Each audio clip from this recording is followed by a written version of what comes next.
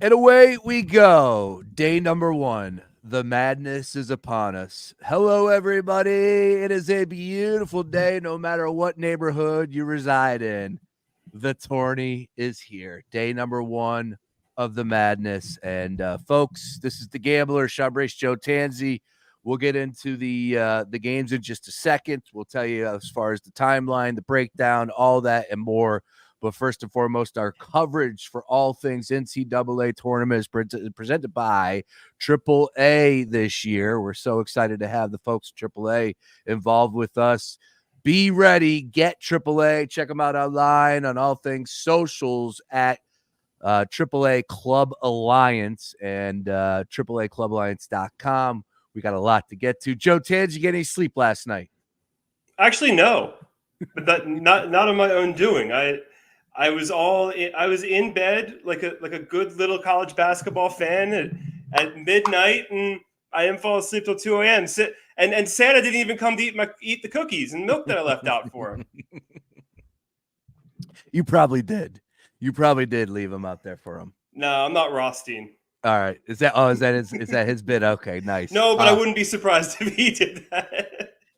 All right, we got a lot going on here. Of course, 16 games tipping off all throughout the course of today and from start to finish. We are going to hit on the first 6 games here as far as college basketball or the madness today. First 6 games, 12:20, 12:45, 135, 205, 250, and 315. 6 games coming at you right here, right now. Joe Tansey and myself. Then at 6 o'clock, you'll hear Joe and Mark Henry Jr. break down the rest. 3 o'clock, I'll be live on the air on The Gambler, talking all things madness, catching up on what you might have missed, and, of course, taking a look at some of those midday games. But, Joe, let's get right to it. And, look, bottom line is we do have a storyline with Tom Izzo here at Michigan State. They're a 1.5 favorite on DraftKings Sportsbook, 130.5. They're taking on Mississippi State. A few things that I'm reading up. This might be a spot that we should look at a first half under. I know that the first half unders are an extremely popular play here as far as college or as far as madness is concerned. This might be one of those games that if you need a flyer on, go right ahead. I'm curious where you stand on this. Some of the things that I dug up, again, don't know if this comes into play because Michigan State doesn't really shoot the 3 all that much. Mississippi State, one of the best, if not the best, I believe, defending the 3. What is your breakdown on this game that's getting the party started at 12:20? What's the storyline though? Tom Izzo's alive for another year? Like, oh, come on, Izzo is March. Come on, man. Is. That's the saying, and that's been around for a decade plus now. He is, but this Michigan State team isn't good. Like at least with like past Michigan State teams, you could be like, all right, there's a glimmer of hope. There's a guard that we like. There really aren't any like redeeming qualities about Michigan State this year or Big Ten basketball as a whole outside of Purdue. Like there really isn't much. So look, the history is the history, right? He's only lost 3 times in the first round since 2010. Twice happened to be to UCLA, and the other one was the Middle Tennessee State upset. Doesn't usually lose in the first round. But I think if you contextualize the matchup more with Mississippi State, Chris Jans, their head coach, look, he won an NCAA tournament game with New Mexico State. And look at what they did in the SEC tournament against Tennessee. They hung with Auburn for a majority of that game. And like you mentioned, they have the 3rd best 3-point defense, according to KenPom, of the 68 participants in the NCAA tournament. That all means something. They play really good defense. Also, both of these teams are under 500 to the over this year. So, yeah, it's not exactly the most enticing matchup. It's going to be a rock fight. But I just think Mississippi State has the better talent. And in a close game like this, where defense is going to rule, Josh Hubbard, the guard for Mississippi State, a lot of people have been hyping him up in the last few days as a potential breakout star. He's one. Tolu Smith, their big man as well, can take over games. And I look at these rosters. Mississippi State just has more guys who can take over a game by themselves than Michigan State. Coaching, sure, I'll give you Izzo over Chris Jans, but I don't think the difference is that big. When you see a guy who got to the tournament consistently with New Mexico State and now is doing so at Mississippi State, he's a darn good coach as well, and his teams always play really good defense. 59.5 first half total coming in. Total for the game 130. Curious if Tom Izzo is not the head coach, is Michigan State favored in your opinion? Absolutely not. Or Kind of. or if it's a different team, if it's a different brand with this profile of team, then no. Because I think Michigan State as a whole still carries weight, right? So I think that's what if it was a different team with the exact same profile of Michigan State, then I think the roles flip a little bit. Now we know that teams have a ton of transfers, and it's a whole different, a whole different game these days as far as college hoops is concerned. But the Mississippi State did make the tournament last year, the first 4 game. They lost to Pitt 60-59. This is the first time that Mississippi State has been in the tournament back-to-back seasons since 08-09. Curious, you often say build and you got to take steps. And of course, the experience factor plays into it. Anything there for you on that one? Or is Mississippi State a complete new roster from last season? Well, I mean, Hubbard, the guy I just mentioned, the freshman. So Okay. recruiting has to do something. Tolu Smith has been there for a while.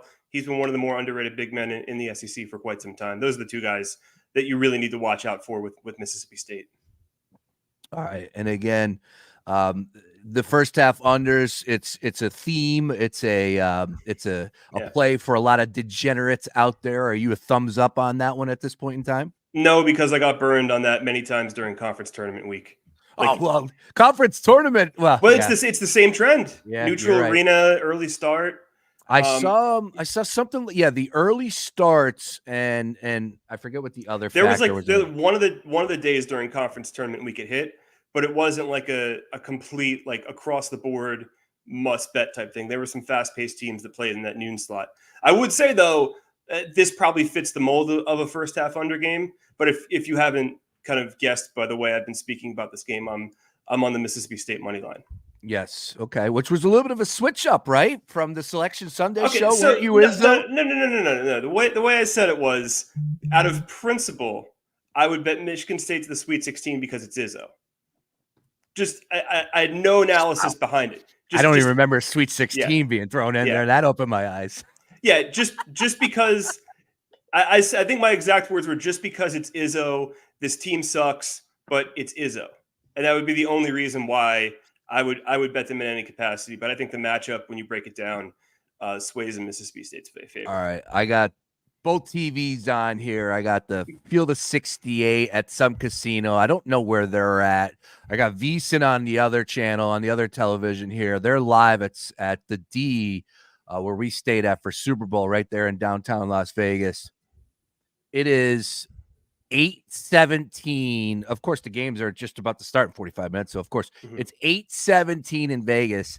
And the casino that they're at right now is jammed.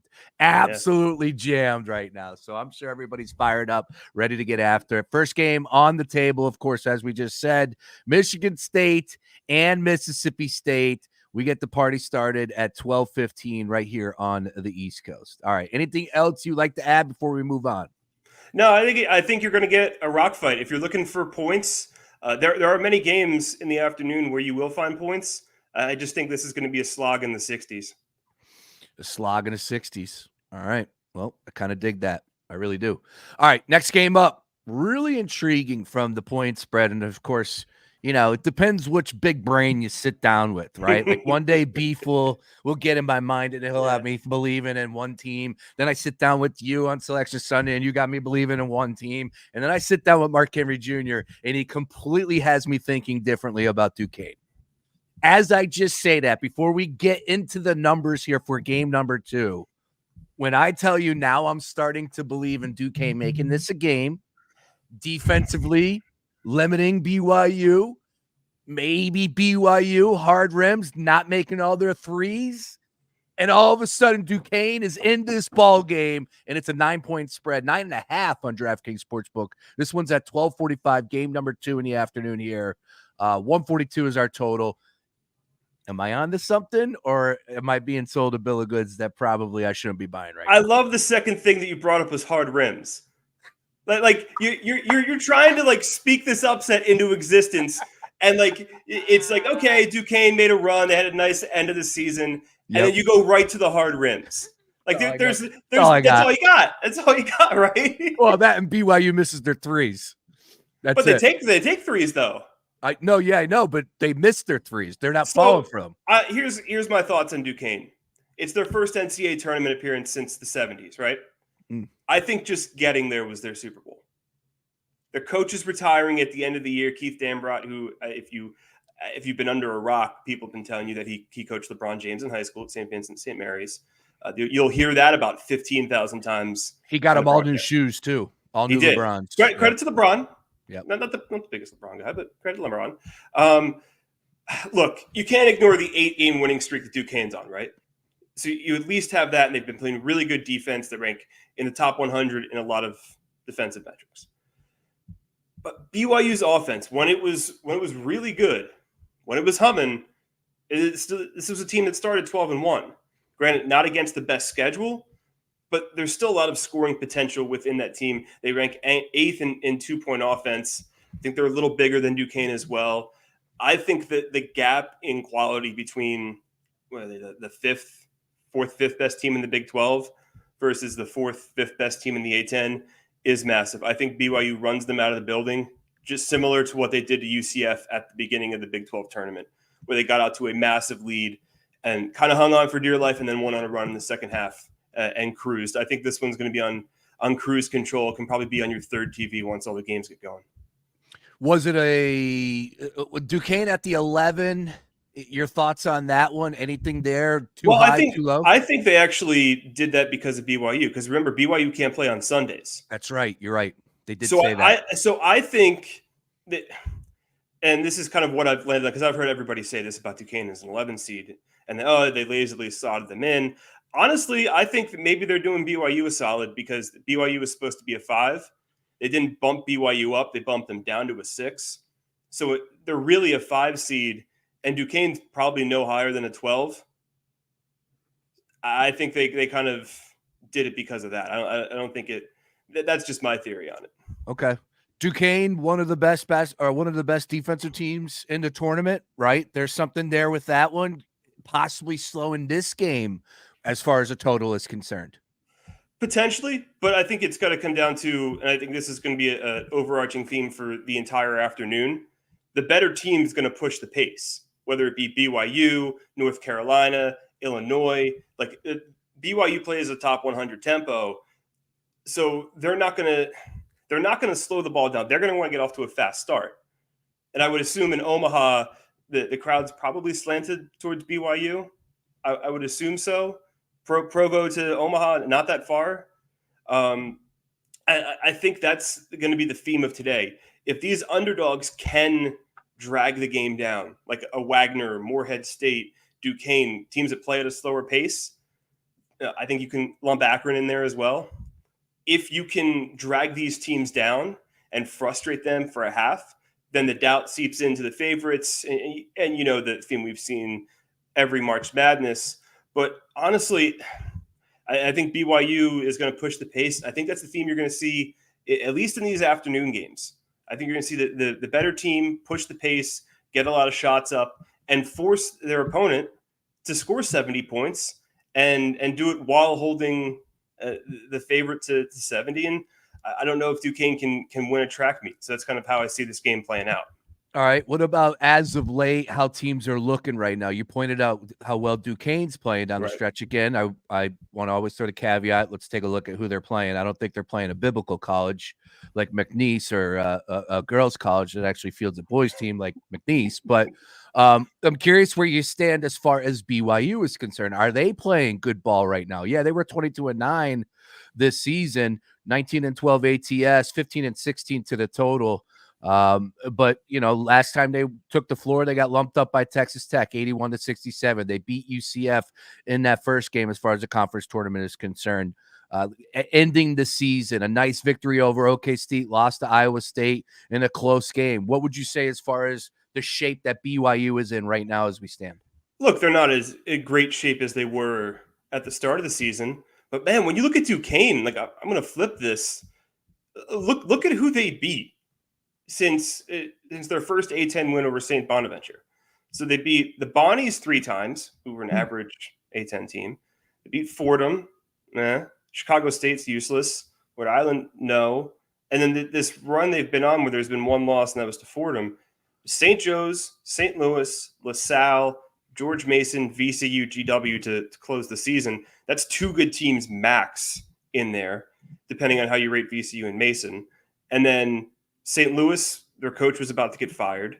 St. Bonaventure, okay. So they only got like 2 decent wins, 3, depending on how you rate VCU during that stretch. So it's not Dayton a team in the dance. Yeah, no, Dayton counts. But I'm saying like they played VCU twice, and there were mixed emotions on VCU as a whole.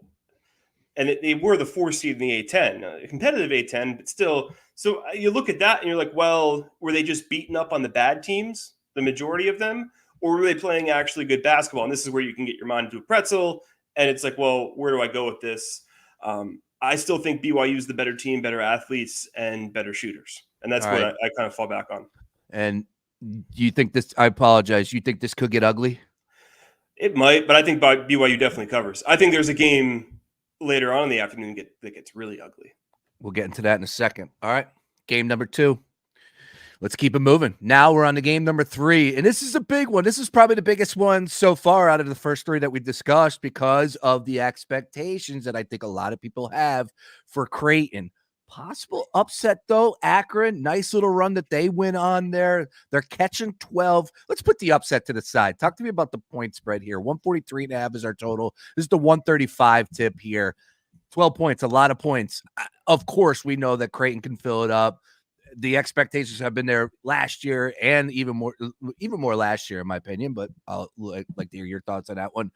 Definitely a good squad. Definitely has some names that people will be familiar with when they take the floor today. But something that's telling me about Akron that people are just overlooking them just a little bit here. Your thoughts in this game, though, Joe? They're not. Akron went 3 look, Akron went 3-5 to close the regular season. And the MAC tournament was very weird. That a lot of low scoring games there. And again, what's the theme of the afternoon? You got to score with the big boys. Let's look at 3-point rate on KenPom. Creighton 55, Akron 274. That's a big disparity in 3-point shooting. Now I know Akron's got a good 3-point defense, one of the better ones of the field of 68. But if Creighton stretches this game out, and again, the same thing with BYU, height, all of that. Now, I will say Akron, if there's one player that's going to cause all sorts of havoc today, it's going to be Enrique Freeman, their top rebounder. Dude is a double-double machine, tore up the MAC. I believe he was the MAC player of the year, one of the best mid-major players in college basketball. He's a name you're going to hear a lot today, but how Creighton's big men deal with that is going to be the matchup to watch in this game. Look, Creighton can outshoot Akron for sure, but if they're only getting one chance opportunities on the glass on offense, and Akron's going back down the floor and slowing the pace, that's Akron's blueprint to win this game. Again, I hate to be like super chalky to start, but I'm going to be super chalky and take Creighton. All right. Now, Akron went on, as you just pointed out, with the conference tournament and ended up winning on that buzzer beater. Momentum there. Possibly a little bit happy to be in this spot too as well, kind of what we were discussing with Duquesne, in your opinion, as far as Akron in this game 3 here today? No, because up until mid-February, they were probably the class of the MAC. I mean, they started 10-1 in the MAC and trended downward after that. And then Toledo ended up getting the 1 seed. So I think they've been trending downward for a little bit. Like I said, Freeman's a fantastic player. And if they do win the game, he's going to be all over the headlines. But I just don't see it with Creighton's size and shooting. Interesting. All right. Who's the big name from Creighton that everybody is going to be fascinated with or we'll be talking about tomorrow? Well, I think we've been talking about Baylor Shireman for the last 2 years, as well as Ryan Kalkbrenner. And he's going to be the neutralizer, right? To a rebounder, your big 7-footer down the paint. I believe he's Big East Defensive Player of the Year. Trey Alexander's come on as well. Hit the game winner against Villanova. He's a point guard that can score up and down. Look, Creighton's got a lot of weapons, and that's what makes them so fascinating.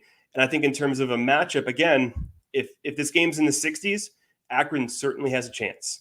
But I think this game's closer to 75-80 for the winner, and that's a game I think where Creighton excels in. I've been reading some notes from this gentleman from The Score, who's fantastic, Matthew Winnick. He writes the following line to open up. He's excited about this matchup, kind of a little both ways, if I'm not mistaken here. But he writes, "This one is fascinating. Akron has allowed one team in regulation all season to hit 10 plus threes on 40+%. Creighton has done it 10 times. Yep. So if Creighton's making their shots, of course, this one could get ugly as well." Yeah, like I said earlier, it's the 3-point defense that's going to keep them in, and the rebounding. If they're able to do that and make it one shot per possession, for sure the Zips can be in. And one of these teams is going to make it interesting. Yeah, we know how this thing works. Don't we want that? We do. Okay, we absolutely do. I just think in this matchup, I think Creighton's shooting, because they have multiple guys that can hurt you. It's not just one scorer where it may be in certain MAC games. I think the depth in shooting for Creighton ends up being the difference maker. All right. Excited. That's the one. That's definitely the one that I'm going to be really looking forward to. And obviously, honestly, I think that's going to be the first one I'll be able to get belly up at a bar. So that's really exciting to me. All right. Let's keep it moving. All right. Let's talk about some teams with that expectations. Creighton, of course. Arizona, 2 seed. We know what took place last year, Joe. And I'm not sitting here telling you, there's not one person I know that predicted the 16 over the 1. There's not, I don't know, maybe there's some crazy person that had a 15 over the 2. That's fine.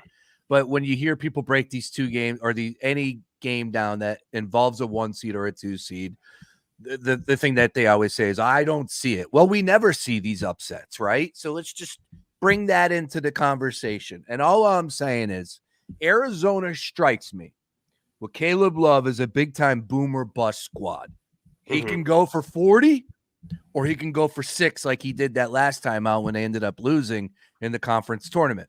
I'm not going to say that happens here, and I guess I should focus on this game more than anything because that's what we're discussing here. Your thoughts on Arizona right now, 20-point favorites, Long Beach State, 163 is our total. Please take us through all the storylines in this game because I know Long Beach State has a pretty good one in there as well. Anything there for you on Arizona? If the shots aren't falling, man, it could get ugly. It could, but not in this game. This isn't the game Arizona has to worry about. I think this is actually there's a prop at one sports book for the biggest blowout, being Long Beach State versus Arizona at plus 550. I actually love that. I think Arizona just absolutely boat races Long Beach State. I don't think this game's remotely close. And I think it's because of a few different things. First of all, Arizona's going to come out incredibly motivated as the 2 seed. By the way, have you heard anybody talk about Arizona in the last 3 days? Not really in anything positive, right. Joe. Nothing positive. All you've heard is the Long Beach State story. Great story. Dan Munson gets to the tournament after being fired. Incredible story. Not a good team. Like this is one of those perfect examples of they caught fire as a lower seed in their conference tournament, and they just weren't a good team throughout the season. And the reason why I think this can be a blowout or even the highest scoring game of the day, Long Beach State plays at the 27th fastest pace, but they rank below 300 in 3-point shooting. Something there just doesn't compute, right? Yeah. If you play at a fast pace, you should be able to at least make some threes. Now, they scored a decent clip, but like when you're looking at Arizona and you have Caleb Love, but you also have Umar Ballo down low. That's really hard for a mid-major team to contain.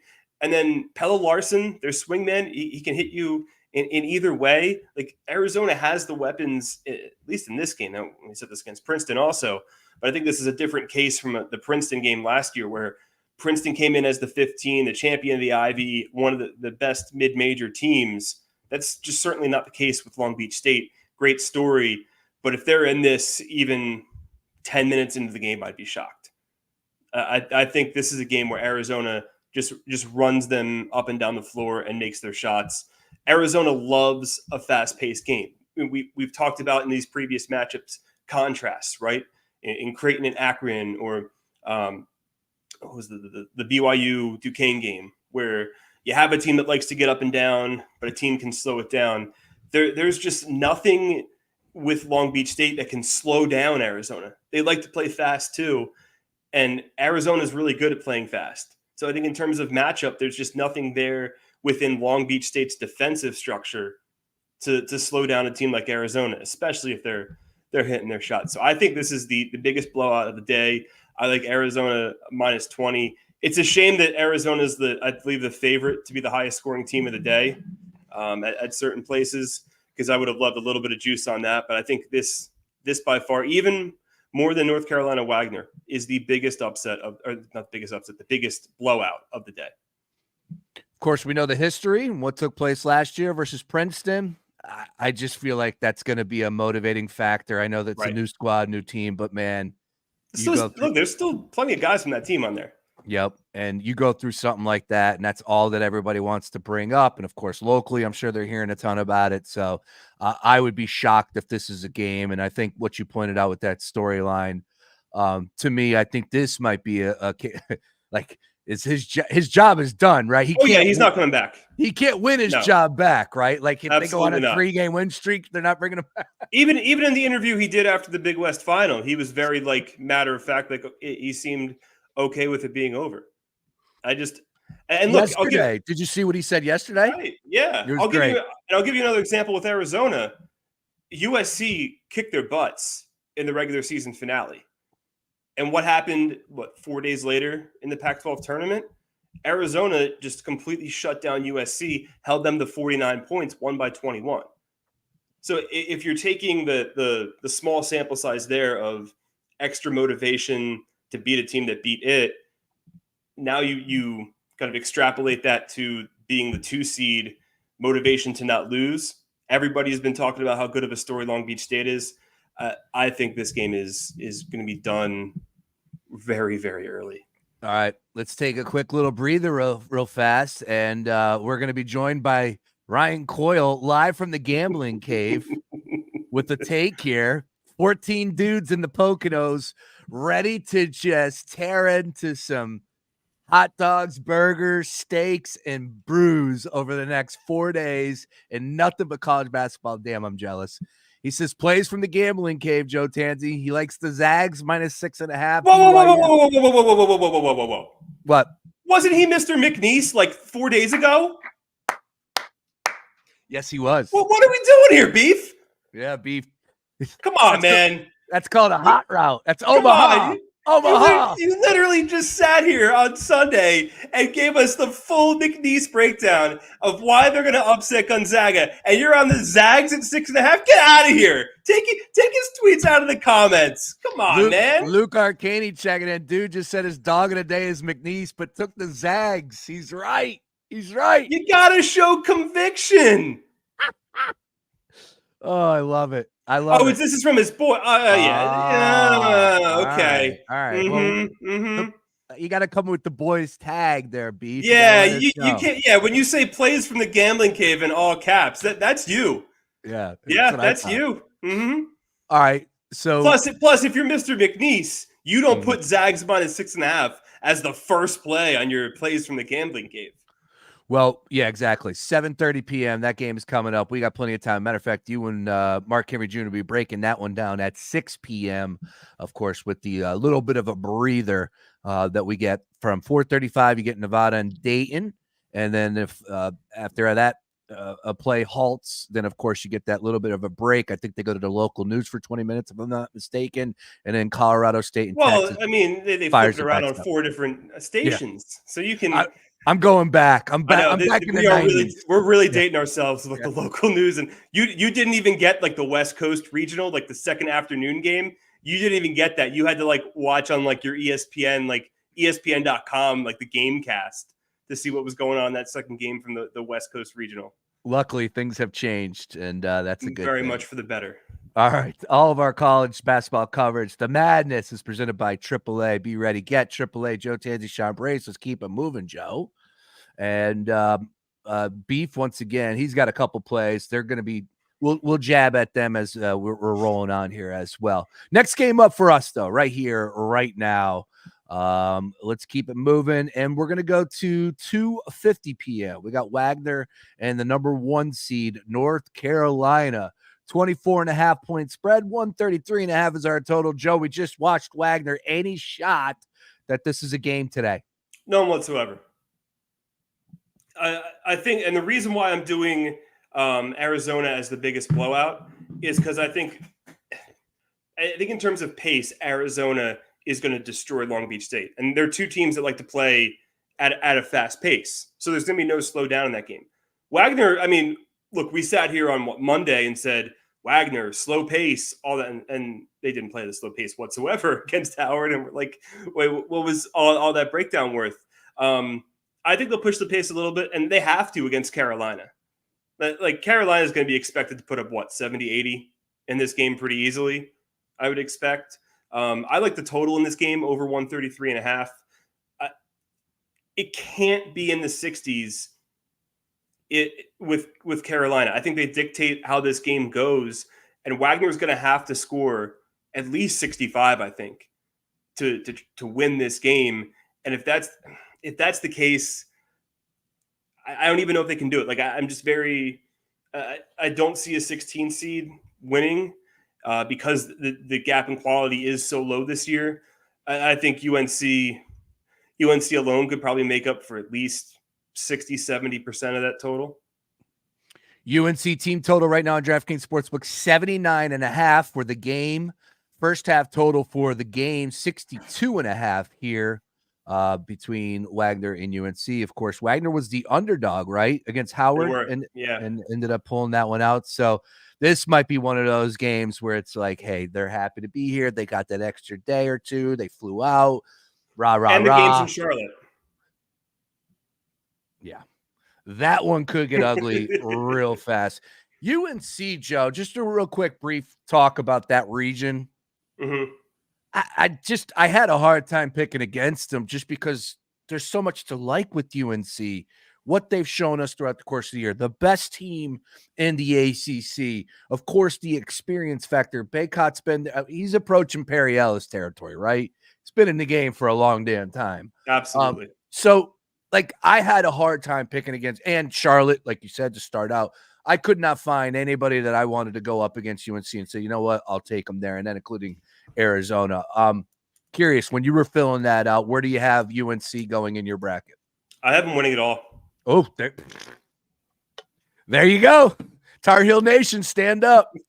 No one can argue that. I posted my bracket earlier. I have them beating Gonzaga in the championship game.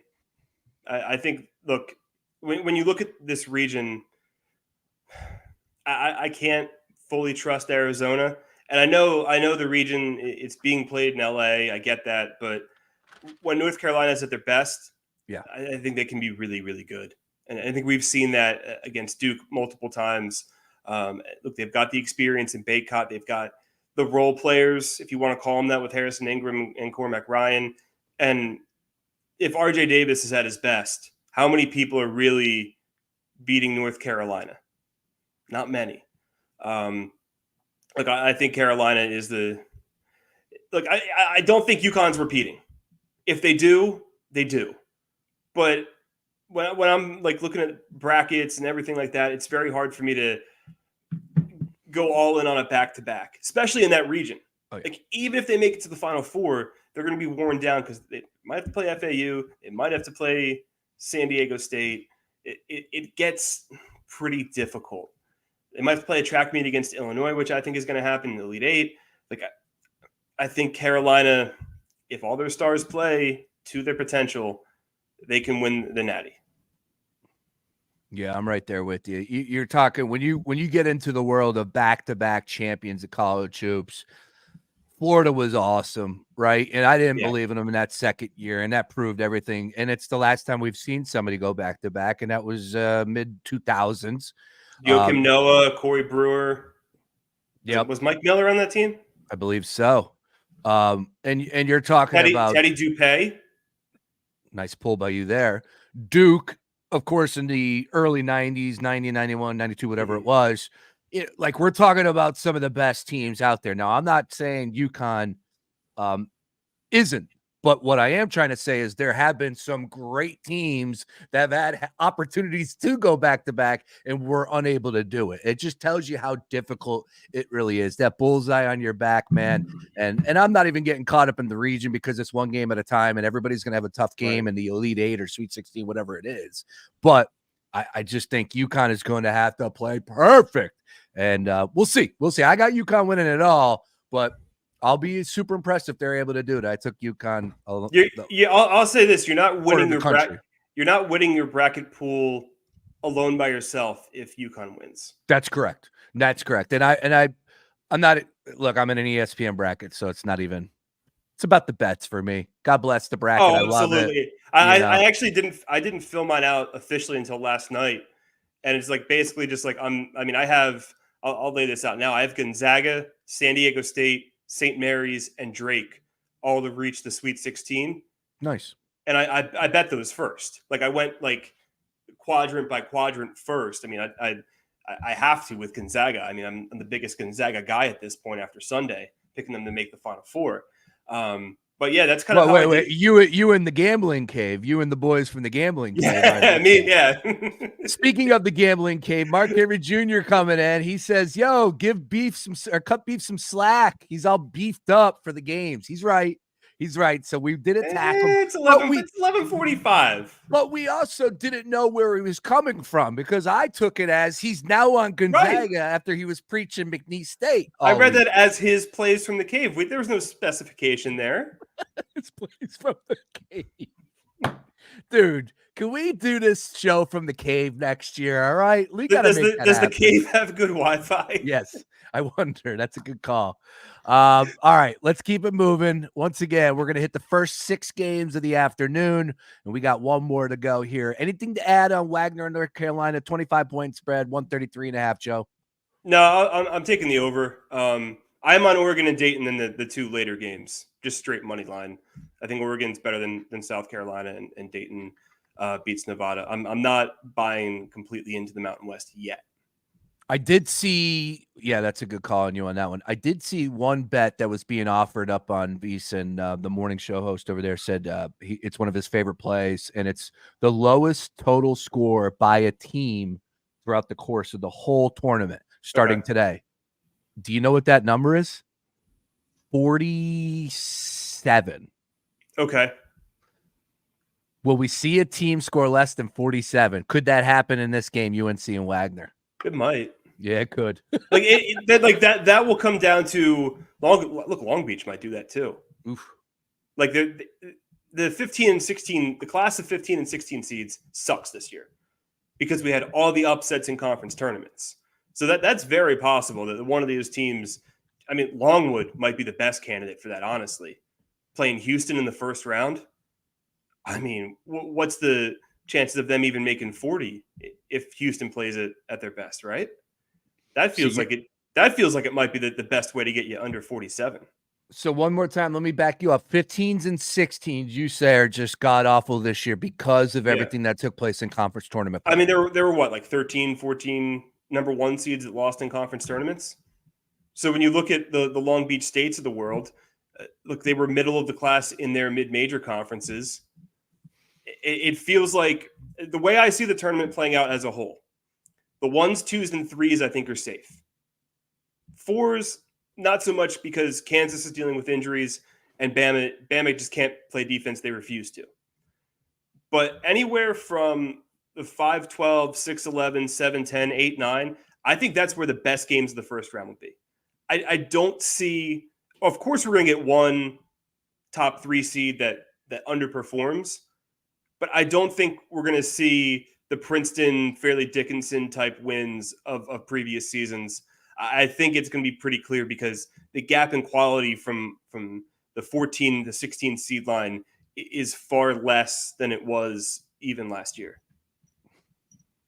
I say that now and watch somebody's going to lose in the first, session? Yeah. It's going to happen. Do you want to see that? Do you want to see any upsets? Because I don't want to see 15s losing to 2s. I like the 13 seeds. I get rid of the 14s. That's fine. I'm on 2 13 seeds to win outright. So yeah, I think 13 is your cutoff of quality. I mean, the two teams I bet, Charleston and Samford, are really good mid-major teams. And I think Samford's the trendy pick right now because of Kansas being hurt and buckyball ended up being like the trending thing with Samford. I think Charleston's got a really good shot too as a 13 seed. I think Bama can't defend. Okay. Yeah, and that's going to be run and gun all day with that one. That's like the highest total in a college game since 93, I believe, according to Action Network, which tells you all you need to know there. Buckyball, could you give me 60 seconds on that? What is it? We've heard it 100 times. We're going to continue to hear it over the next day or so. Buckyball, break that one down. Yeah, Samford, their coach, Bucky McMillan, it's what it's named after.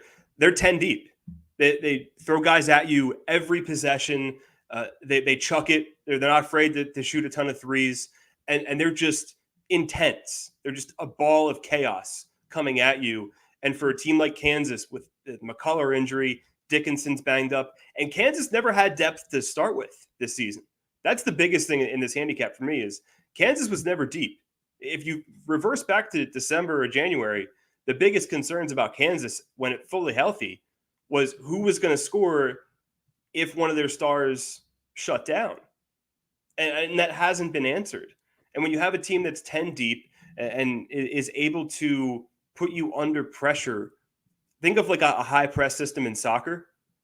It's kind of what it feels like, where they're just aggressive, they own it, and they're deep, and they're going to be a pain in the ass for anybody to eliminate.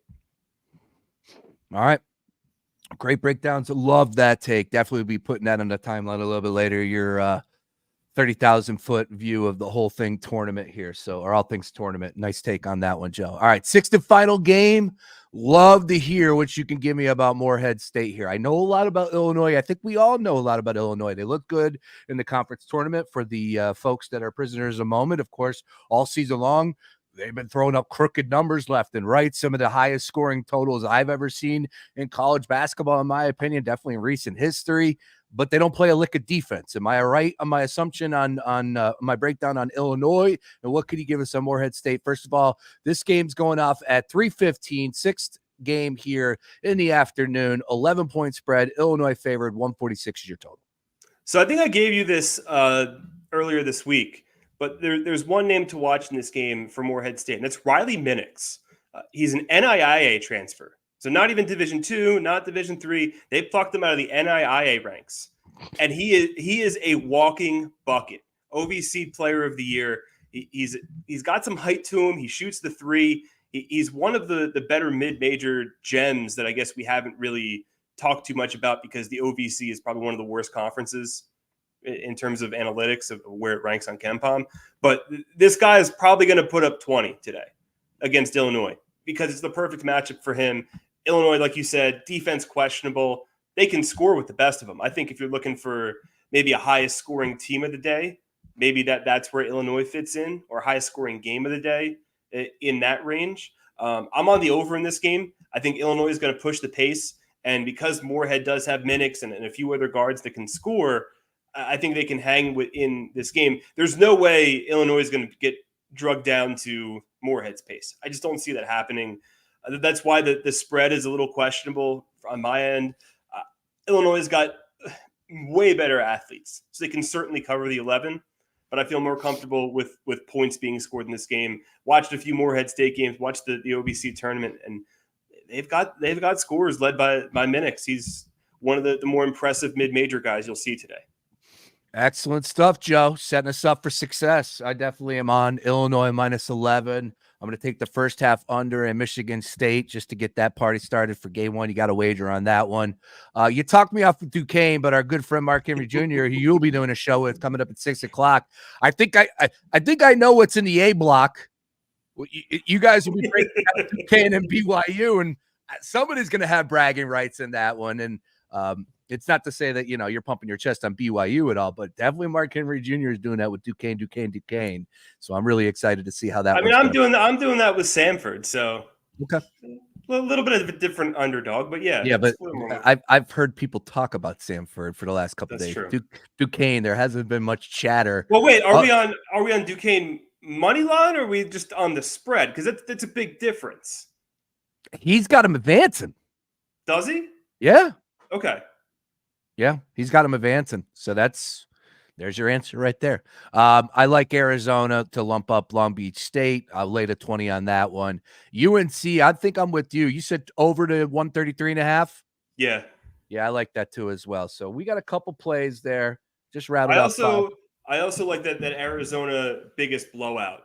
I got it at plus 550 another book against Long Beach State. That's my favorite prop on the board. I think Wagner can hang a little bit, and then in the night session we have. Let me just double check. I'm on it. I think Arizona's going to beat them by like 30, 40 points. I mean, you have Iowa State, but that they play slower. So I think South Dakota State can hang. I think St. Peter's can be potentially frisky against Tennessee.